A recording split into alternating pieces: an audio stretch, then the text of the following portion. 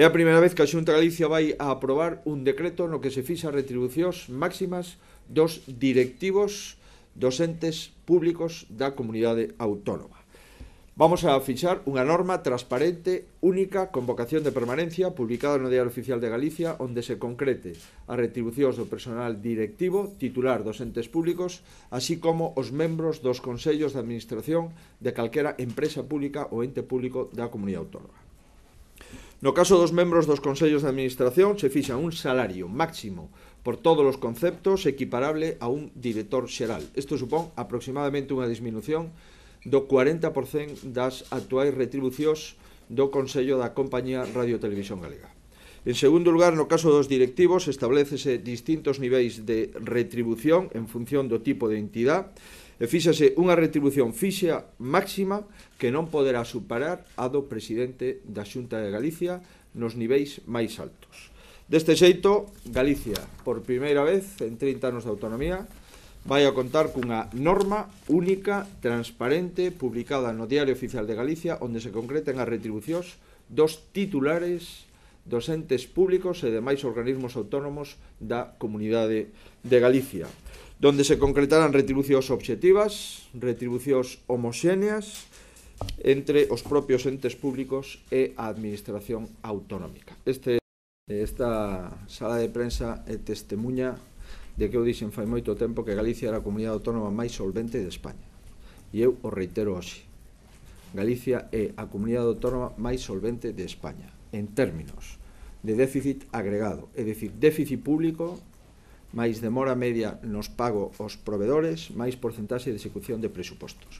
E o que dixemos fai unhas semanas, que probablemente houbera xente que podía ter as súas dúbidas, pois vamos confirmando a medida que se concretan os datos de que Galicia é a comunidade autónoma máis solvente de España. E eu quero agradecer a todos que conqueriran este obxectivo, que non é fácil, e comprendo as dificultades das comunidades autónomas daquella dos ingresos. Por suposto que hai caída de ingresos.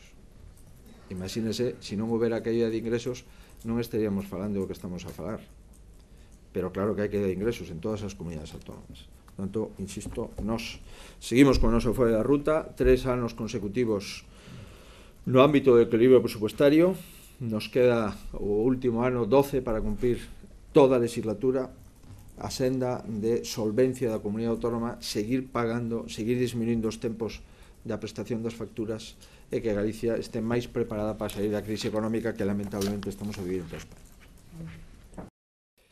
Como xa lles anunciamos no debate do Estado de Autonomía, temos un preacordo co Ministerio do Interior, onde o Ministerio do Interior, por primeira vez, dende a constitución da unidade adscrita á Policía Autonómica, vai a dotar ata 500 policías na unidade adscrita da Policía Autonómica.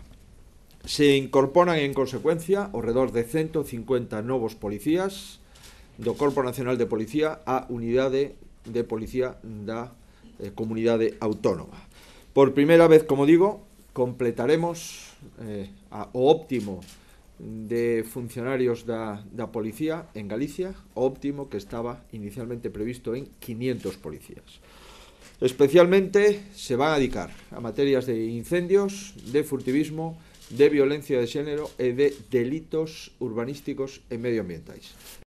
Comenzamos os trámites para a terceira fase do Plan Avalar, de tal xeito que no vindeiro curso chegaremos a 44.000 alumnos e alumnas que darán clase en aulas completamente digitais, os que se sumarán ata 15.000 que contarán tamén con aulas con encerado e proxector digital. En definitiva, no próximo curso, 60.000 estudantes galegos estudarán en aulas digitais, o que supón un 40% máis que no curso actual.